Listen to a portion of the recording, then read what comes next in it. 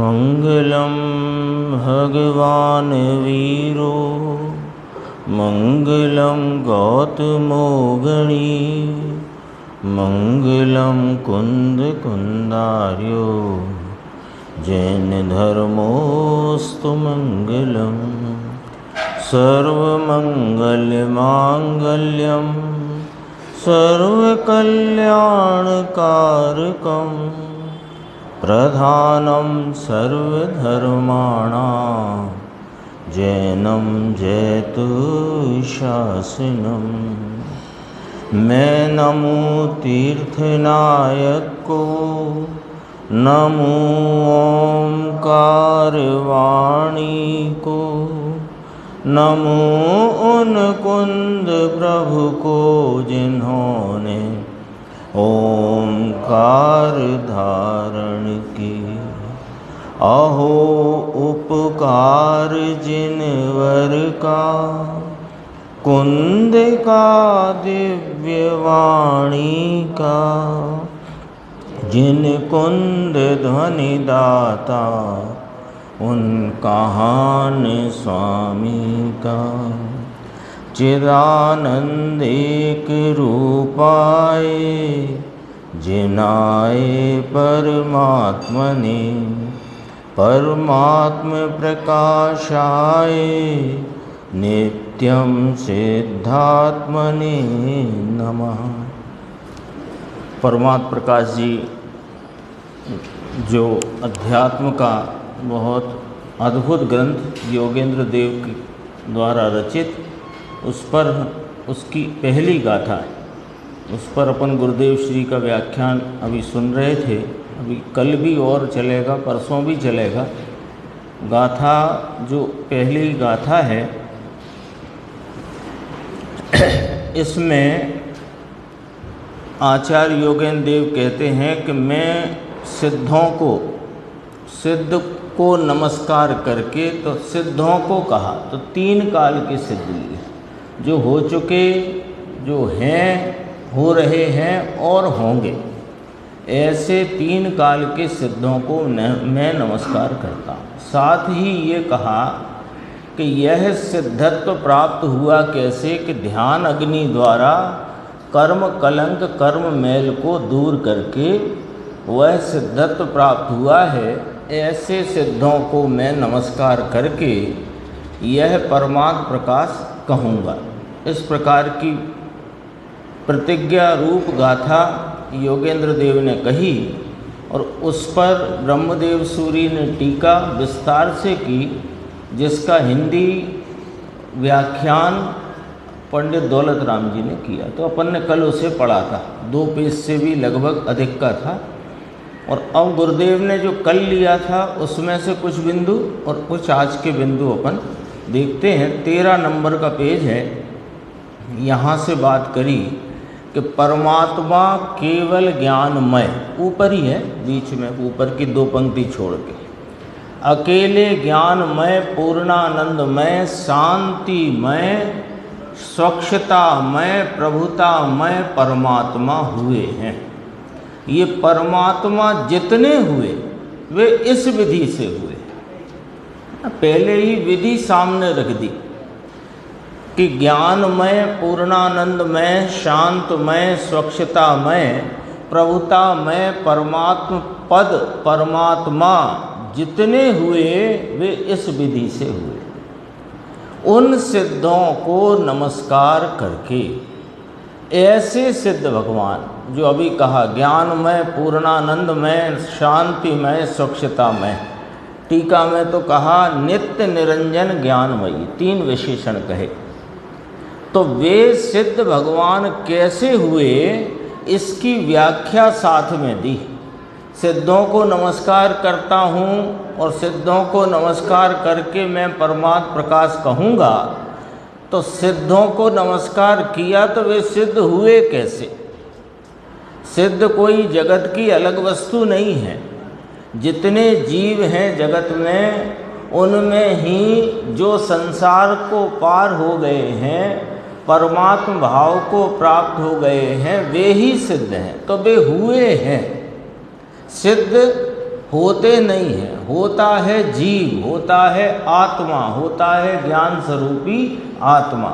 हुए हैं सिद्ध। होता है और हुए का फर्क समझ में आया राकेश भाई क्या है? होता है माने तीनों काल, और हुए हैं माने प्रगटता, व्यक्तता। तो कहा कि कैसे हुए, इसकी व्याख्या साथ में दी।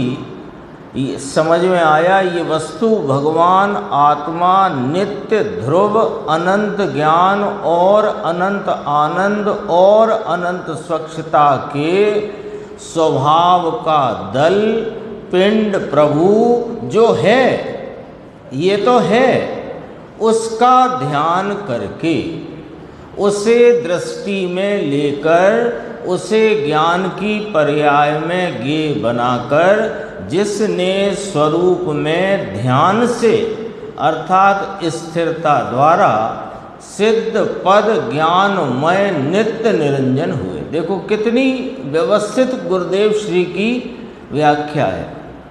पहले कहा कि सिद्ध कैसे हुए, इसकी व्याख्या आचार्य भगवान कहते हैं, तो उसको गुरुदेव स्पष्ट करते हैं कि पहले तो जो है उसकी व्याख्या करी। कौन है? कि वस्तु भगवान आत्मा नित्य ध्रुव अनंत ज्ञान आनंद आदि का दल पिंड प्रभु है, और जो है उसे दृष्टि में लेकर, तो पहले क्या करना कि जो है उसका निर्णय करना और निर्णीत वस्तु को दृष्टि में लेना। दृष्टि में कैसे लेना कि पर्याय नाम ज्ञान की पर्याय में उसको ज्ञेय बनाकर उसका स्वरूप संचेतन करना, उसका आस्वादन करना। तो उस आस्वादन की प्रतीति में जो अपना निज स्वभाव श्रद्धा में आया उसको ध्यान का ध्येय बनाया। तो उसमें स्थिरता द्वारा लिया ना, देखो स्थिरता द्वारा सिद्ध पद ज्ञानमय नित्य निरंजन हुए। तीन विशेषण आ गए, ज्ञानमयी नित्य निरंजन। अर्थात उपाय भी साथ में बताया। मोक्ष का उपाय क्या? कि मोक्ष हुआ है, सिद्ध भगवंत मोक्ष में विराजते हैं। मोक्ष में विराजते माने उनकी परिणति में, मोक्ष नाम स्थान नहीं, मोक्ष नाम उनकी परिणति में आत्मा के संपूर्ण गुणों का पूर्ण लाभ हुआ है। इसका नाम सिद्ध कहो, मोक्ष कहो। तो मोक्ष हुआ वह इस उपाय से हुआ। किस उपाय से? के बता तो दिया किस उपाय से हुआ कि अनंत ज्ञान दर्शन सुख चारित्र वीर प्रभुता स्वच्छता का दल पिंड प्रभु है। सब जीव निगोद अवस्था में रहे होने से लेकर के चार गति में जहाँ भी जितने जीव हैं और सिद्ध भगवंत हो गए ना सारे जीव, वे सब ही स्वभाव से ऐसे ही हैं। ज्ञान दर्शन सुख चारित्र वीर्य आदि अनंत गुणों का दल पिंड प्रभु, उसको दृष्टि में लेकर, उसको पर्याय में ज्ञेय बनाकर, उसकी स्थिरता द्वारा, उसकी एकाग्रता द्वारा उसको अपनी पर्याय में अपने ही अनंत स्वभाव का अनंत भाव पर्याय में प्रकट किया। ये मोक्ष है और यही मोक्ष का उपाय है। बोलो शुरुआती कितनी गजब। इसलिए मोक्ष का उपाय ये है। अगला 14 नंबर पेज पे अपन थोड़ा देखते हैं, 15 ही देखते हैं, तो बीच में सिर्फ इतना लिया देख लो। क्रिया न से भी साहिब सिद्ध दशा होती। उपाय की बात चलती थी ना अभी, तो उन्होंने पूछा क्रिया न से भी, तो कहा मोक्ष, ज्ञान न से मोक्ष, क्रिया न से मोक्ष, तो पूछ लिया। तो गुरुदेव ने कहा धूल से भी नहीं होता,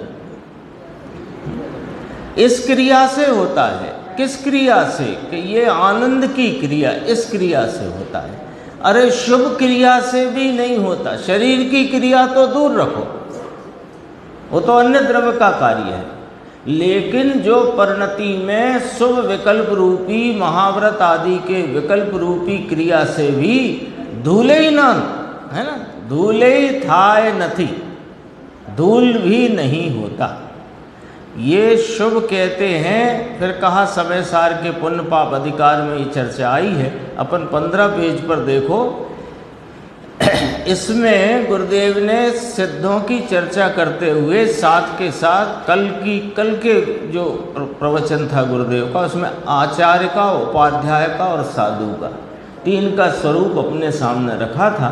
तो अपन संक्षेप में देखते हैं।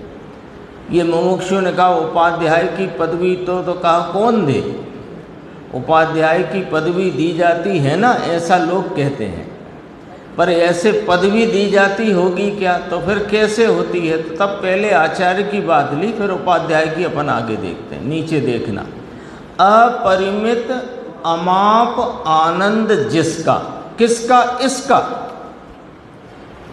अपरिमित, एकदम नीचे 14 पेज 15 पेज 15 की नीचे की 2 लाइन, अपरिमित, अपरिमित माने जिसका नाप नहीं, जो परिमित होता है वो नप जाता है, और अपरिमित जिसका नाप नहीं, ऐसा अपरिमित अमाप आनंद जिसका है, किसका, कि मेरा, तो ऐसा मेरे इस भगवान आत्मा का स्वरूप है, ऐसा आचार्य भगवंतों ने जाना। तो उसका जिसने ध्यान करके आचार्य पद प्राप्त किया है। देखो आचार्य पद ऐसे प्राप्त होता है, आचार्य पद भी उनने उनको दी, उनने उनको दी, ये तो लौकिक व्यवहार की बातें हैं।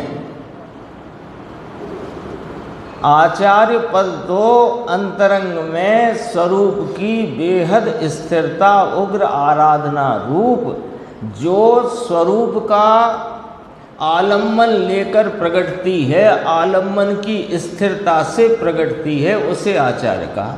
देखो गुरुदेव ने कहा किसी ने आचार्य पद दिया है, वो क्या, उसको क्या आचार्य कहना। देखो तो मुमुक्षु ने कहा गुरु देते हैं साहब आचार्य पद, कौन दे, ये तो व्यवहार की बातें हैं। इसमें ही उपाध्याय पदवी प्रकट होने की, उपाध्याय की चर्चा चलती थी ना, बीच में आचार्य की भी आ गई। उपाध्याय पदवी प्रकट होने की क्षयोपम दशा थी, वह प्रकट हुई है। सुनो, उपाध्याय व्यवहार से किस प्रकार उपाध्याय की पदवी कही जाती है कि जो सर्वज्ञ भगवान द्वारा बताए गए 5 अस्तिकाय, 6 द्रव्य, 7 तत्व और 9 पदार्थ का निरूपण करने में समर्थ हैं। तो ऐसी क्षयोपम की दशा खिल गई है, खिल गई है, तो वो कौन ने खिलाई है,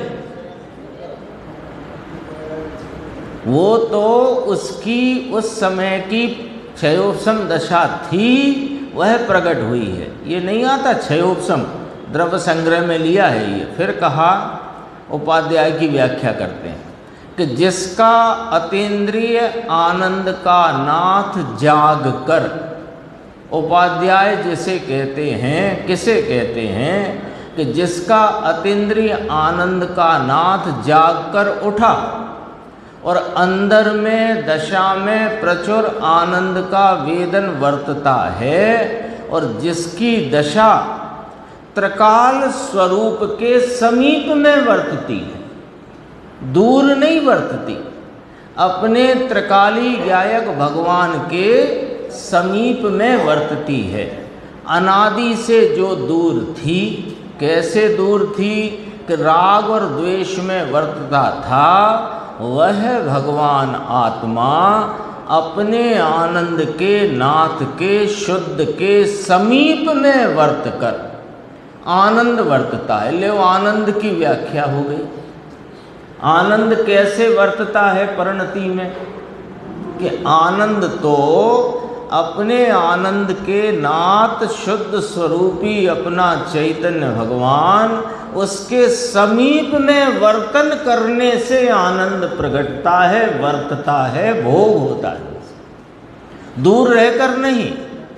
दूरी कहाँ कही अंकुर भाई, दूरी कहाँ कही कि राग देश रूप वृत्ति वह आत्मा से दूरी है, और अपने चैतन्य स्वरूप की स्थिरता में, उसकी समीपता में रहना, ये आनंद का भोक्तृत्व है। इसमें निकटता है, समीपता है, वो दूरी है। 5 महाव्रत का परिणाम आ गया तो दूर हो गए, और वहाँ से हटकर तुरंत ही, देर नहीं होती है, तुरंत हटकर स्वरूप के शुद्ध उपयोग दशा में वर्तते हैं, ये समीप में रहते हैं। देखो, उसे यहाँ उपाध्याय कहा है। ये बाहर में जो सब उपाध्याय की पदवी देते हैं वो नहीं, उसको हम कोई पदवी उपाध्याय मानते नहीं, क्योंकि जैसे स्वरूप का भान नहीं, अभी सम्यक दर्शन किसे कहना इसकी खबर नहीं होती, और हो गए आचार्य और हो गए उपाध्याय। क्या हो भाई, ये तो जैन परमेश्वर का वीतराग सर्वज्ञ का मार्ग है। ये कोई एरे गहरे बीच में पड़े और मार्ग बनाए, ऐसा मार्ग सर्वज्ञ का है नहीं। ये बात कही।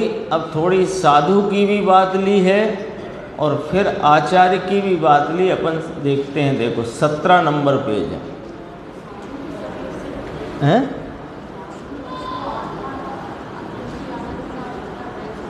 सब, हाँ,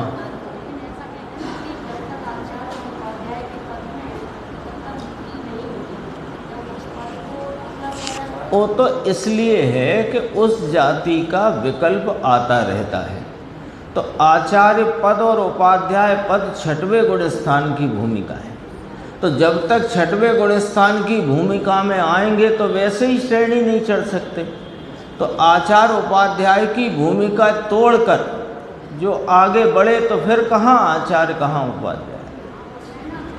ये तो 5 परमेष्ठी के जो पद आगम में कहे, उनमें 2 साध्य रूप हैं, 3 साधक रूप हैं। अब उनको 5 को 2 कर दो, 1 साध्य और 1 साधक, ठीक है ना। तो साध्य में तो अरिहंत और सिद्ध हो गए, साधक के 3 स्वरूप कहे गए। तो तीनों में सब ही साधु हैं, क्योंकि सभी आत्मा के स्वरूप को साधते हैं।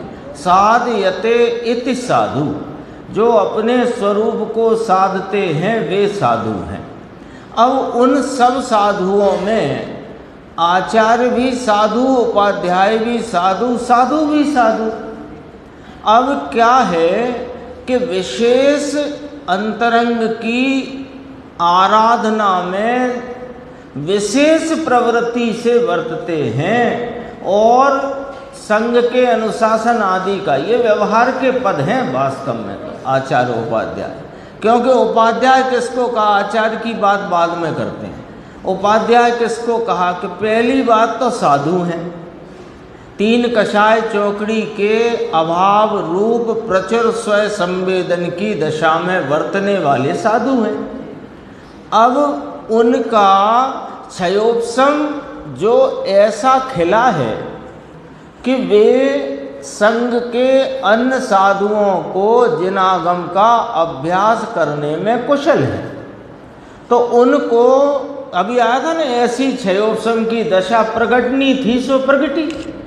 तो वे संघ में रहे अन्य साधुओं को और आने जाने वाले श्रावकों को जिनागम के 5 अस्तिकाय, 6 द्रव्य, 7 तत्व, 9 पदार्थ, ये सिलेबस भी पक्का रखना। ये जिन शासन का सिलेबस है, 5 अस्तिकाय, 6 द्रव्य, 7 तत्व, 9 पदार्थ, इसके लिए जो चर्चाएं आए वो सब इसमें समाहित है। पर मूल तो 4 बिंदु हैं, 4 को 2 कर दो, 6 द्रव्य और 7 तत्व आ गए, उसमें अस्तिकाय भी आ गए और 9 पदार्थ भी आ गए। तो उसमें जो अभ्यास कराने में प्रवीण हुए तो व्यवहार से उन्हें उपाध्याय पद, और जो संघ के अनुशासन में प्रवीणता रख सकते हैं, रखते हैं, उन्हें आचार्य पद। साधु तो सभी हैं। तो अब 3 नमोकार मंत्र में भी नमस्कार करते हुए आचार्य भगवंतों को, उपाध्याय भगवंत को, साधु भगवंत को नमस्कार किया। तो आचार्य का क्या स्वरूप, उपाध्याय का क्या स्वरूप, साधु का क्या स्वरूप, है ना। अब अपन ने देखा कि जो संघ के अनुशासन में प्रवीण वे आचार्य, जो जिनागम के अभ्यास करने कराने में प्रवीण वे उपाध्याय। अब ये बात तो व्यवहार में चली गई, लेकिन मूल बात तो स्वरूप की आराधना, रूप साधना, साधयते इति साधु, जो साधे वे साधु।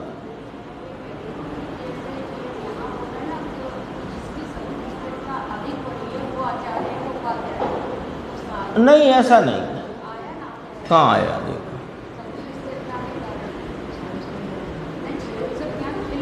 हाँ, वो तो उपाध्याय में आ गया, अभी आचार्य का पढ़ेंगे, इसके बाद आएगा। आप अभी कहाँ पढ़ा बताओ।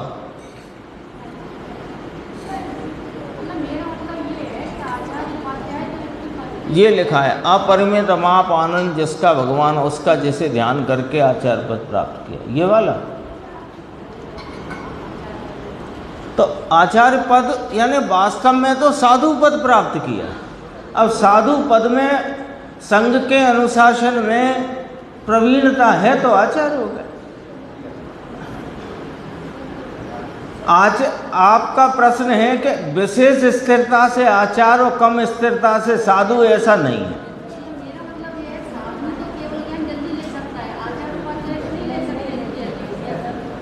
सब ले सकते हैं, सब ले सकते हैं। सुनो, सब साधु हैं, सब साधु हैं। और छठवें गुण स्थान में चाहे सामान्य 5 महाव्रत के विकल्प में हो, चाहे आचार्यत्व के विकल्प में हो, चाहे उपाध्याय पने के विकल्प में हो, तो वो तो विकल्पात्मक भूमिका है, और उसे छोड़ करके वे शुद्धोपयोग भूमिका में आते हैं, झूलते हैं। तो तीनों की स्थिति ऐसी ही है। अब वो व्यवहार से कथन है कि जब आचार्य पद छोड़ेंगे और आचार्य पद अन्य को देंगे तो अपनी साधना में उस विकल्प को से मुक्त हो जाते हैं। तो विकल्प से मुक्त होकर फिर शुद्धोपयोग में गए तो 7वें गुण स्थान में आकर और सातिशय भाव प्राप्त करके श्रेणी आरोहण करके मुक्ति को प्राप्त होते हैं। बात ऐसी है, वो तो उस विकल्प को भी छोड़ दिया। एक वो अतिरिक्त विकल्प है, आचार्यत्व का और उपाध्याय का अतिरिक्त विकल्प है, उस विकल्प को भी बुद्धिपूर्वक छोड़ दिया। और छोड़ करके करते तो स्वरूप की ही आराधना है, पर उस विकल्प के कारण, उस विशेष एक्स्ट्रा विकल्प के कारण वे बार बार छठवें में आ जाते हैं। तो बार बार छठवें में आने के कारण श्रेणी आरोहण नहीं कर सकते, तो उस एक्स्ट्रा विकल्प को भी तोड़ दिया, ये तात्पर्य है। लेकिन 3 परमेष्ठी हैं तो उनका स्वरूप जो व्यवहार से है वो इस प्रकार है, वो तो रहेगा ही हैं। हाँ, बस वो तो उतना एक्स्ट्रा विकल्प है संघ के अनुशासन का। उपाध्याय को संघ में पढ़ने पढ़ाने का, पठन पाठन का, तो वो एक्स्ट्रा विकल्प है, तो वो उस विकल्प को छोड़ दिया, और छोड़ दिया तो उसके कारण बार बार जो छठवें में आ जाते थे वो अब वो 7वें में सातिशय भाव प्राप्त करके आगे बढ़ जाते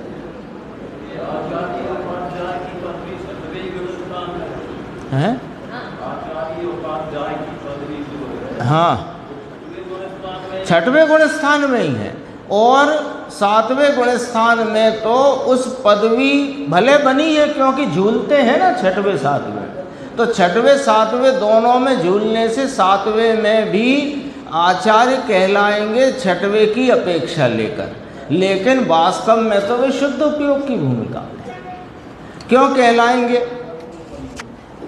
क्योंकि वे 6वें में लौट आते हैं, और ये वास्तव में व्यवहार में जैसे 5 महाव्रत के विकल्प व्यवहार रूप हैं, ऐसे ये भी व्यवहार की व्याख्या।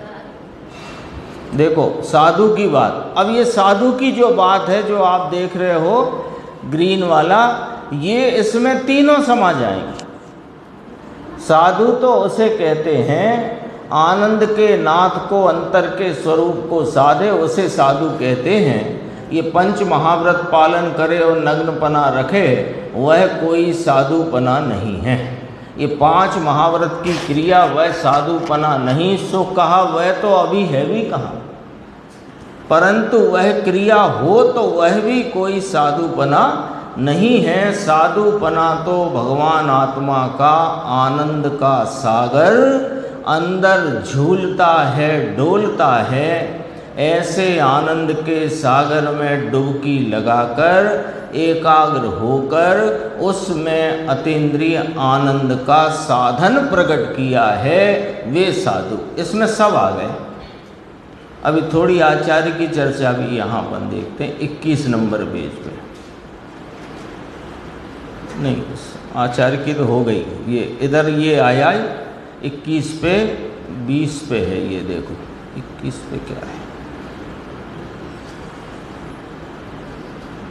22 में आएगी। 20 में ये चर्चा आई थी। देखो, नमस्कार करके किनको, कि त्रिकाली सिद्ध, अपन ने बात करी 3 काल के सिद्ध जो हो गए, हो रहे और होंगे, सभी सिद्धों को नमस्कार करके, ये देखना जरा, नमस्कार करके मैं परमात्म प्रकाश का व्याख्यान करता हूँ। इस प्रकार सिद्ध भगवान कैसे हुए, ऐसा कहकर सिद्ध जो हुए उन्हें मेरा नमस्कार है। और 3 काल के सिद्ध लिए ना, तो क्योंकि मुझे भी सिद्ध पद प्राप्त करना है और मैं भी सिद्ध होने वाला हूँ, तो मैं भी त्रिकाली सिद्ध में आ जाता हूँ, इसलिए मुझे भी नमस्कार।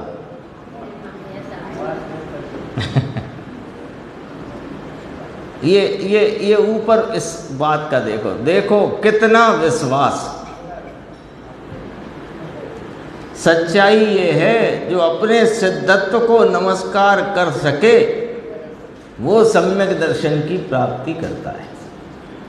यानी उसकी परिणति में मोक्ष मार्ग का उद्घाटन होता है, जो अपने सिद्धत्व को नमस्कार कर सके, अपने सिद्धत्व को। त्रिकाली सिद्ध में आए ना, तो ऐसा ही वहाँ कहा समय सार में, बंदित्व सभ्य सिद्धे। तो अपने में सिद्धों की स्थापना करके, तो सिद्धों की स्थापना करके माने मैं भी सिद्ध हूँ ऐसी स्थापना करो, इसलिए मुझे भी नमस्कार हो। तो फिर को चलता ना विषय, तो उसमें तो कहा कि जिसको ऐसा लगता है कि मुझे सम्यक दर्शन की प्राप्ति कठिन है, वो व्यवहार के पक्ष में पड़ा हुआ है, उसे व्यवहार का निषेध होकर निश्चय पक्ष रूप सम्यक दर्शन की प्राप्ति नहीं होती। आया था ना कल, बहुत चर्चा थी उसकी। देखो अभी अपन देखते हैं, इसमें थोड़ी चर्चा कार्य समयसार कारण समयसार की है, वो थोड़ी देखेंगे अपन। 22 नंबर पेज पे कहते हैं 2 पंक्ति छोड़कर, जो शक्ति रूप से अनंत चतुष्टय थे, अनंत ज्ञान। ये अनंत चतुष्टय कब थे? ये तो तीनों काल है। अभी यहाँ भी अनंत चतुष्टय स्वरूप विराजमान है। अनंत ज्ञान, अनंत दर्शन, अनंत आनंद, अनंत वीर यहाँ विराजमान है स्वरूप में। वह पर्याय रूप चतुष्टय प्रकट हुए अरिहंतों को, सिद्धों को। तो कहा परमात्मा परिणित हुए हैं। अनंत चतुष्टय अर्थात अनंत ज्ञान, अनंत दर्शन, अनंत सुख, अनंत वीर्य, ये अनंत चतुष्टय सब प्रकार अंगीकार करने योग्य हैं। देखना मुकेश भाई क्या कहते हैं, ये अनंत दर्शन, अनंत ज्ञान, अनंत सुख, अनंत वीर्य, ये अनंत चतुष्टय प्रकट हुए, परमात्मा इस भाव से परिणित हो गए। ये अनंत चतुष्टय रूप भाव सब प्रकार अंगीकार करने योग्य है। ये कहा ना, तो कहते हैं कि यह अनंत चतुष्टय जो प्रकट हुए वे उपादेय हैं और आत्मा को आदर करने योग्य हैं। अब जरा देखो, यहाँ प्रश्न खड़ा हो गया कि साहेब ये तो पर्याय है, अनंत चतुष्टय स्वरूप जो आत्मा है वो तो आदर के योग्य है, वहाँ तो कोई संदेह नहीं। लेकिन आपने फरमाया कि परमात्म दशा में ये अनंत चतुष्टय जो पर्याय रूपता से प्रकट हुए का नाम ही पर्याय है। तो पर्याय भाव प्रकट हुए ये सर्व प्रकार से आदर करने योग्य है। आपने ऐसा कहा तो हमारा प्रश्न है कि साहिब ये तो पर्याय है ना, तो कहा कि वह साध्य है ना। साध्य माने साधना है जिसको, प्रकट करना है जिसको, साध्य भाव। तो लेकिन वहाँ ध्येय द्रव्य है, ध्येय द्रव्य है। यहाँ से पॉइंट पकड़ना है, यहाँ से बात पकड़ना जो आई थी कि कारण समय सार और कार्य समय सार। तो कारण समय सार तो अपना ये ध्येय रूप जो त्रिकाली द्रव्य है ये कारण समय सार है, लेकिन वो कार्य समय सार की प्राप्ति जो प्रकट करना है, तो इस कारण समय सार के इस त्रैकालिक भाव के आलम्बन से जो आत्म आराधना का भाव प्रकट हुआ, उस साधना से साध्य की प्राप्ति की जाती है। तो तीन बातें आ गई सामने। एक आलम्बन भूत अपना कारण समय सार, और इस कारण समय सार के आलम्बन से प्रगटा हुआ जो आत्म आराधना साधना का भाव यानी मोक्ष का मार्ग, और उसके फल रूप प्रकट होने वाली सिद्ध रूप दशा कार्य समय सार। ठीक है, तो साध्य कौन कहा? सिद्धत्व, सिद्धपना, सिद्ध अवस्था, वो साध्य है। और उस साध्य का वो फल रूप है ना, तो फल किसका? के मार्ग का फल। तो मार्ग को यहाँ कारण समय सार कहा और उस सिद्ध अवस्था को साध्य भाव कहा। लेकिन उसमें ध्येय कौन है? कि ध्येय तो अपना त्रिकाली भगवान आत्मा। स्पष्ट कर दिया।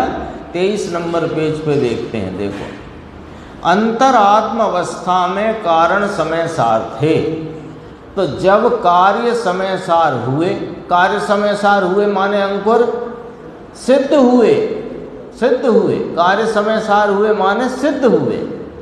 तो जब कार्य समय सार हुए तब सिद्ध पर्याय परिणति की प्रगटता रूप कर शुद्ध परमात्मा हुए। अंतरात्मा सम्यक दर्शन ज्ञान समय वह कारण समय सार पर्याय थी। ये मोक्ष का मार्ग, सम्यक दर्शन ज्ञान चारित्राणी मोक्ष मार्ग। तो जो मोक्ष मार्ग है उसे क्या कहा यहाँ पर? कारण समय सार पर्याय रूप। उसका त्रिकाली कारण तो तब बैठा जब उसे कारण पर्याय हुई ना। अब समझो जरा भाषा को, क्या कहते हैं? त्रिकाली कारण स्वरूप, कारण जीव, कारण समय सार, कारण परमात्मा, यह अपना ध्रुव ज्ञायक भाव जो सामान्य सदृश स्वरूप है वो कारण तत्व है, कारण जीव है, कारण परमात्मा है। ठीक है बात?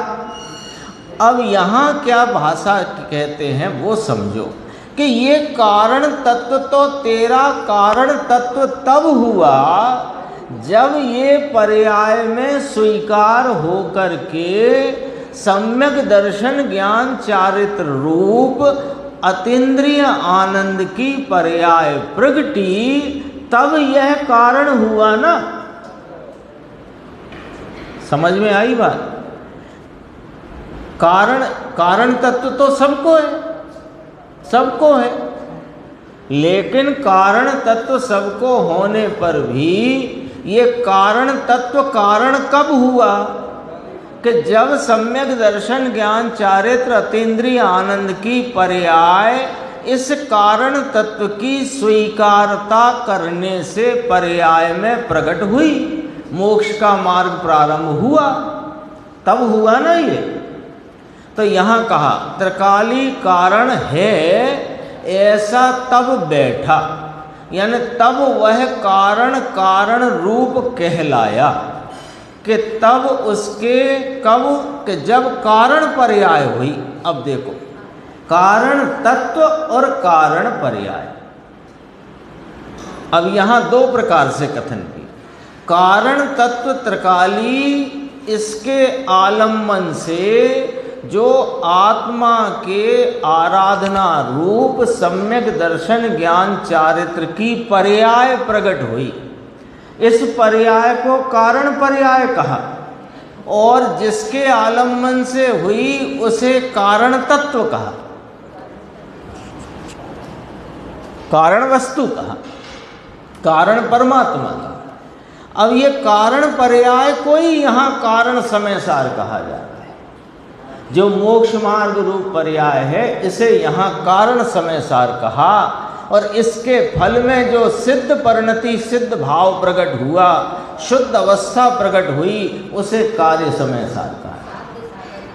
हाँ, साध्य साधक नहीं, हाँ साध्य साधक, तो साधक भाव को कारण समय सार कहा और साध्य भाव को कार्य समय सार कहा। ऐसे त्रिकाली वस्तु जो कारण प्रभु ध्रुव है, वह है तो सही, हमने कब कहा कि है नहीं, लेकिन वह किसको के अनुभव में आया, तब उसे कारण समय सार बैठा कि मैं कारण तत्व हूँ, ऐसा भान हुआ।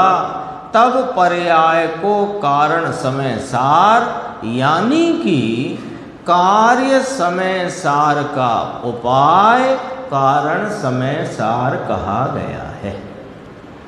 आगे स्पष्ट हो गया ना, क्योंकि नियम सार की शैली में जो कारण तत्व अपना त्रिकाली है उसे कारण समय सार कहा और साध्य भाव को कार्य समय सार कहा, और वहाँ एक और भेद विवक्षा डाल करके जो सम्यक दर्शन को भी कार्य समय सार कहा और साध्य भाव की प्राप्ति के अनुसार सम्यक दर्शन ज्ञान चारित्र रूप आराधना को भी कारण समय सार कहा। ऐसे उसमें भेद कर दिया। यहाँ तो कारण समय सार किसको कहा कि कार्य समय सार यानी सिद्धत्व पूर्ण शुद्ध दशा की प्राप्ति के उपाय को कारण समय सार कहा गया है। उस पर्याय को, यहाँ पर्याय को कारण समय सार कहा गया। जहाँ जैसी विवक्षा हो वहाँ वैसा समझना चाहिए। सिद्ध पर्याय कार्य है, मोक्ष मार्ग कारण है, लेकिन ये कारण कैसे, अब दोनों तरफ से मिलाना, ये कारण प्रगटा कैसे, सम्यक दर्शन ज्ञान चारित्र रूप कारण समय सार जो उपाय भाव कहा, अभी अपने चल गया ना उपाय उपे, तो जो उपाय भाव कहा वो कारण समय सार है। ऐसा कैसे हुआ कि इस कारण भाव के आलम्बन से, ठीक है। तो ये कारण भाव जो त्रिकाली है, ये कारण कब कहलाया कि पर्याय में कारण समय सार की उपलब्धि से, ऐसे कहा। अर्थात पर्याय में प्रकट हुआ है उसे कारण समय सार कहा जाता है। ऐसी भाषा कभी सुनी न हो। अंतरात्म अवस्था में कारण समय सार थे, इसके अर्थ दो। अंतर आत्मा में अंतरात्मपना है ना, तीन आते आएगा, इसमें आएगा अभी बहिरात्मा, बहिरात्मा, अंतरात्मा और परमात्मा। तो परमात्मा को नमस्कार किया है, तो किसने किया है कि अंतरात्मा ने किया है, मुनिराज योगेंद्र देव। तो अंतर आत्मा में वर्तमान पर्याय जो स्वरूप साधना की प्रकट हुई वह कारण समय सार, परंतु उसे कारण समय सार जो त्रिकाली है वह अनुभव में आया है, इसलिए पर्याय में उस पर्याय को कारण समय सार कहा जाता है। इतनी चर्चा अपन ने आज ली और आगे अब जो व्याख्यान में आएगी उसको अपन देखेंगे, उसमें भी काफ़ी गंभीर गंभीर भाव आने वाले हैं। 467 नंबर का अपना प्रश्न है ज्ञान गोष्ठी का। देखो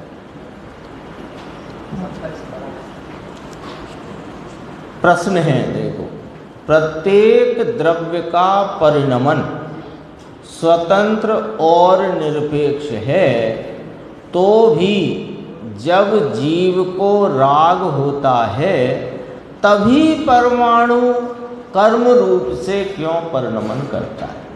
यानी प्रश्नकार जो है उसको इतनी बात तो समझ में आ गई है कि प्रत्येक द्रव्य का परिणमन स्वतंत्र है और निरपेक्ष है। यहाँ तक तो उसने समझ लिया है, लेकिन उसको अभी ये समझना है कि जब जीव की परिणति में राग द्वेष रूप विकार उत्पन्न होता है तब कर्म का बंध होता है, आगम में लिखा है।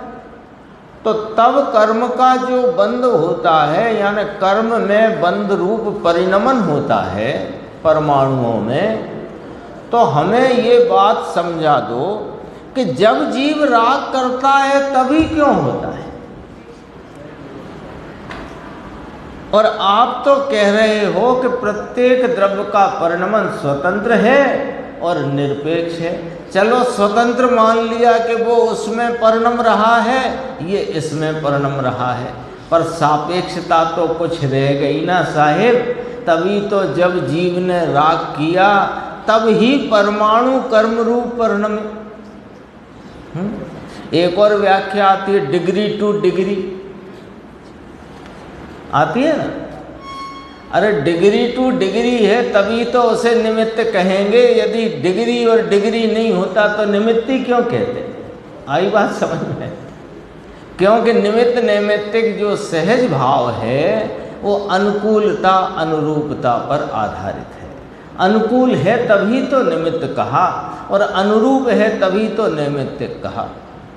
ये बात ध्यान रखना। अभी तो प्रश्नकार का प्रश्न है कि ऐसा क्यों हो रहा है साहिब, जब जीव को राग हो रहा है होता है तभी परमाणु कर्म रूप से क्यों परिणमन करता है। यानी कुछ संबंध है, कुछ ना कुछ सापेक्षता है कि नहीं है, समझा दो आप। तो उत्तर देते हैं गुरुदेव श्री कि जीव को राग हुआ है उससे परमाणु कर्म रूप से परिणमित नहीं हुए हैं। पहले ये बात नक्की करो, इतना नक्की करो पहले। जीव को राग हुआ है, चलो अपन उदाहरण के लिए समझते हैं कि जैसे जीव को जिनवाणी की असातना का द्वेष रूप परिणाम हुआ, ठीक है, और उसी समय ज्ञानावरणी का बंध हुआ। जीव को परिणाम हुआ यहाँ पर विकारी जिनवाणी की असातना का, समझो, तो उसको उसी समय वहाँ पर ज्ञानावरणी का बंध हुआ है। लेकिन अब यहाँ समझना, हुआ है तब तो प्रश्न हुआ है, यदि ऐसा ना हुआ होता तो प्रश्न भी ना होता। अब यहाँ समझो कि जब जीव को राग हुआ है उससे परमाणु नाम ज्ञानावरणीय कर्म रूप परिणमन नहीं हुआ है, उससे नहीं हुआ है। हुआ है पर जीव के परिणाम विकार से नहीं हुआ है। एक बात तो फिर कैसे हुआ, किंतु परमाणुओं के कर्म रूप से परिणमित होने का वही स्वयकाल होने से वे परमाणु जो वहाँ कर्म रूप परिणमित हुए उनका उन परमाणुओं का कर्म रूप से परिणमने का स्वयकाल था, इसलिए वे अकर्म रूप परमाणु कर्म रूप परिणमित हो गए। जीव के राग की अपेक्षा बिना ही राग विकार की अपेक्षा बिना ही स्वतंत्र रूप से ही परमाणु कर्म रूप से परिणमन करते हैं। यानी क्या बात सामने आ गई कि जीव की परिणति में जो विकार आदि भाव राग द्वेष के होते हैं, वो जीव की परिणति में स्वतंत्र स्वकाल में उत्पन्न होते हैं, और उस समय में जो परमाणुओं में कर्म रूप अवस्था परिणमित होती है वह स्वतंत्र रूप होती है, और जीव के रागादि विकार से वह नहीं होती। जीव का रागादि परिणाम जीव की परिणति में स्वकाल में हुआ है, परमाणुओं में कर्म रूप परिणाम उसकी स्वकाल अवस्था में हुआ है। दोनों में कोई अपेक्षित संबंध सापेक्षपना नहीं है, मात्र एक समय में हुए दो भिन्न भिन्न द्रव्यों के परिणाम में अनुकूलता अनुरूपता का भाव देखकर सहज निमित्त नैमित्तिक संबंध है। तो जड़ है तो जड़ परिणमन नहीं करता क्या? उनकी खुशी से भाई, जरूरी थोड़ी है कि कोई चीज के आपको कोई राग आया तो आपको लगता है कि मैं ऐसा राग लाना चाहता हूं इसलिए आया। यहीं से गड़बड़ी है हमारी। हमें लगता है कि मैं भगवान की भक्ति का राग लाऊं तो आएगा, तो ऐसा तो यहाँ जीव के ही नहीं जो ज्ञान स्वरूप ही है, इसकी भी परिणति में जो भक्ति का राग आना होता है तो आता है, और नहीं आना होता वो नहीं आता। अब जो परमाणु हैं वे कारवाण वर्गणा रूप से वर्गणाएं गिनी गई जानने पहचानने के लिए, हैं तो सब परमाणु समान, पर जो परमाणु कर्म रूप परिणमने की योग्यता रखते हैं उन्हें कारवाण वर्गणा रूप कहने में आया। तो वे कारवाण वर्गणा में रहे परमाणु को जब अकर्म भाव से कर्म रूप परिणमने की योग्यता थी तो उस समय परिणमे। जैसे घड़ा कैसे बन गया, घड़े का तो उदाहरण अपनी पूरी जिनवाणी में छाया हुआ है ना, तो घड़ा कैसे बन गया? कुम्हार के द्वारा। तो फिर जब घड़े वो मिट्टी के परमाणु जो पड़े हुए थे वे घड़े रूप परिणमित कैसे हो गए? वे तो जड़ हैं। तो जैसे मिट्टी के परमाणु घड़े रूपता को अपनी स्वतंत्र योग्यता से स्वकाल में परिणमित हो गए, ऐसे ही अकर्म रूप रहे कारवाण वर्गणा के परमाणु अपना स्वकाल स्वयोग्यता से कर्म रूप परिणमित हो गए। ये है सिस्टम, ये सिस्टम है। इसके लिए उदाहरण आता है, अपने सबके ख्याल में है, सूर्य का उदय हुआ तो कमल खिला।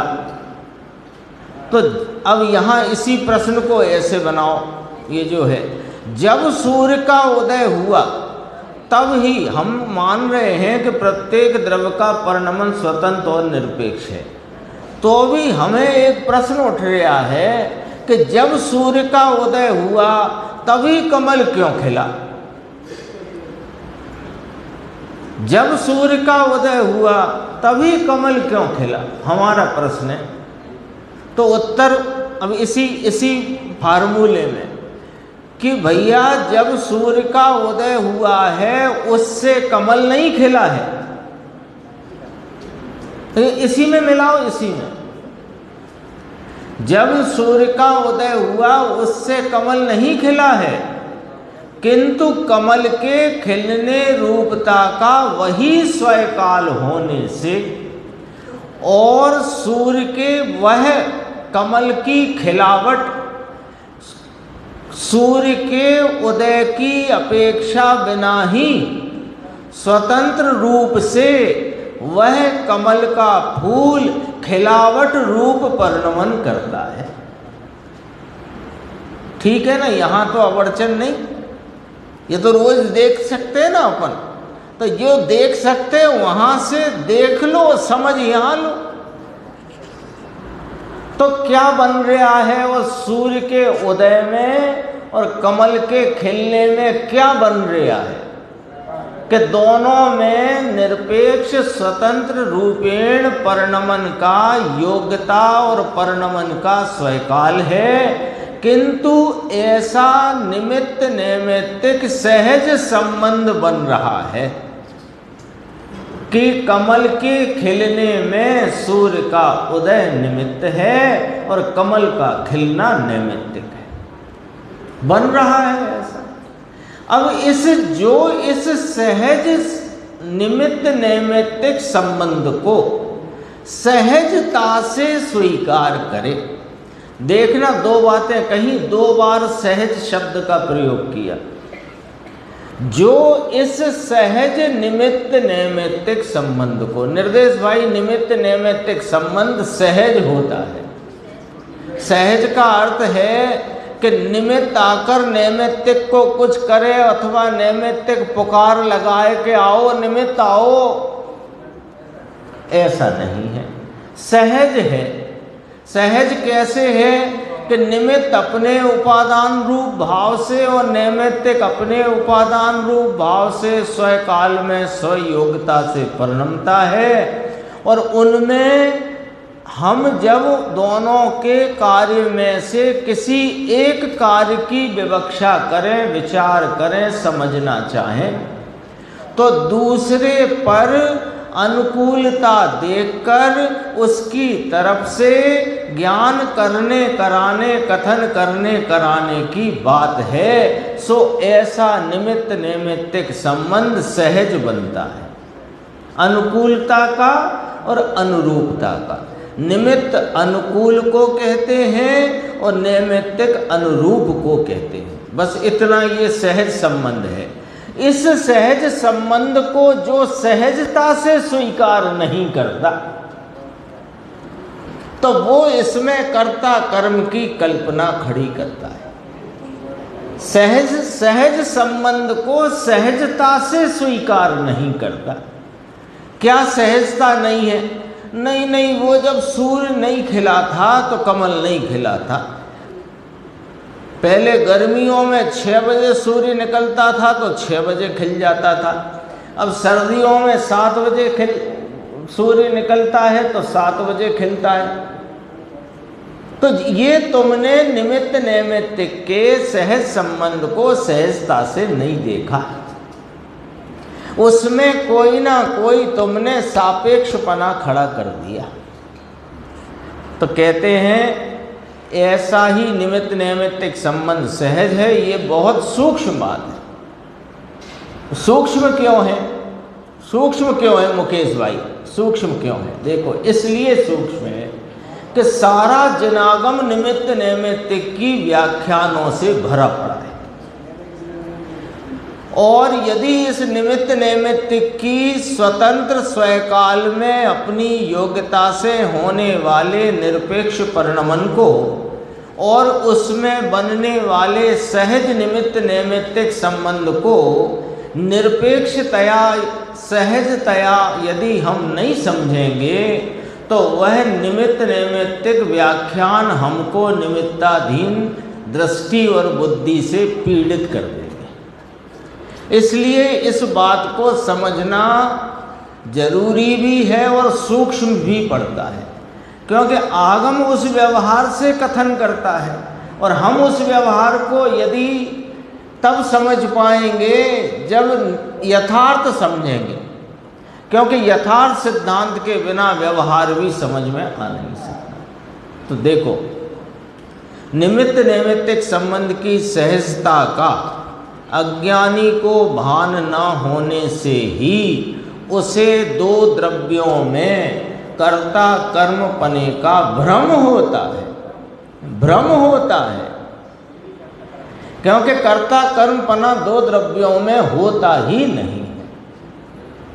प्रत्येक द्रव्य के परिणमन को पर की अपेक्षा ही नहीं है, क्योंकि प्रत्येक द्रव्य स्वतंत्र ही परिणमन कर रहा है। अब जिनागम तो कहता है कि जीव ने अशुभ परिणाम किया तो उसे असाता वेदनी आदि कर्म का बंध हुआ, इत्यादि इत्यादि।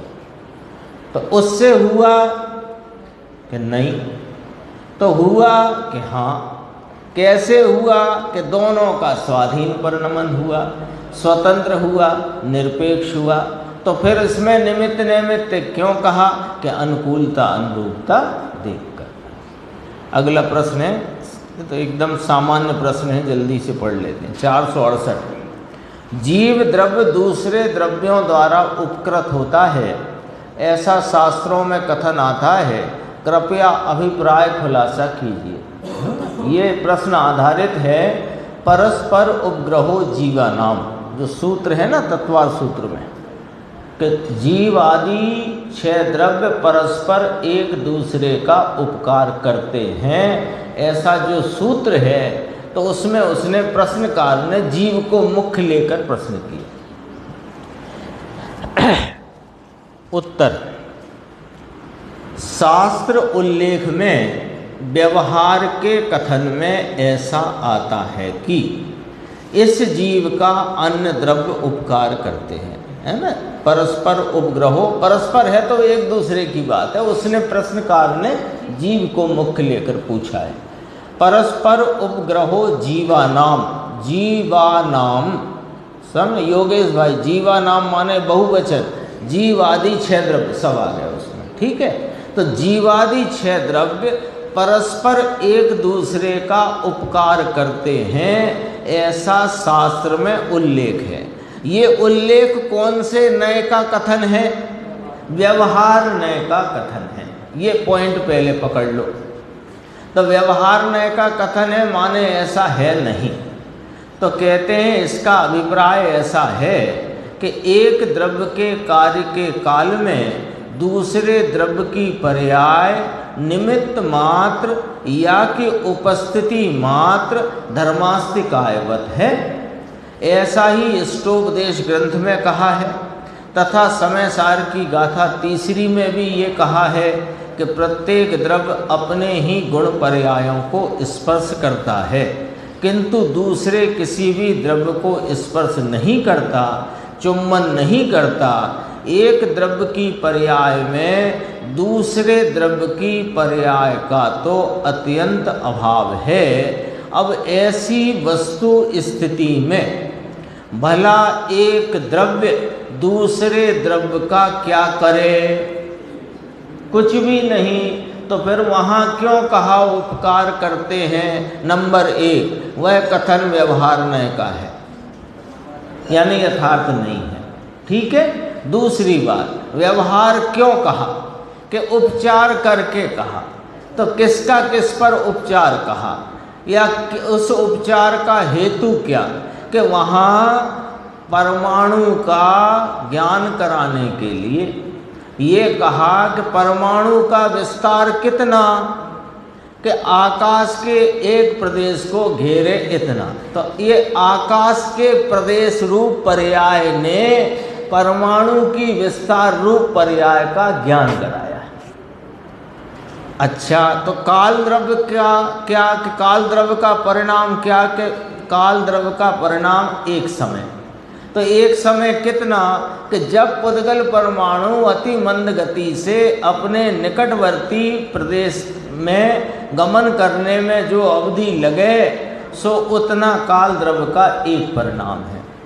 तो ऐसे करके एक दूसरे द्रव्य का धर्मास्तिकाय कौन है? कि जीव पुद्गल के गति परिणाम में जो निमित्त हो।